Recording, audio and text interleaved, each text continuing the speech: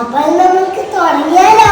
Okay, ready 1 2 3 start.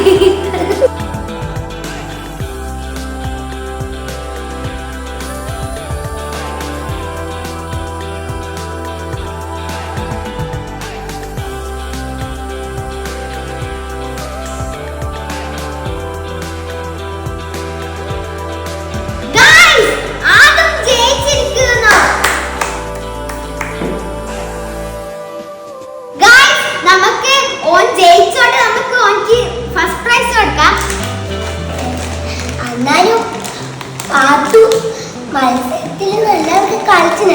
അപ്പം നമുക്ക് പാത്തു second prize കൊടുക്കാം.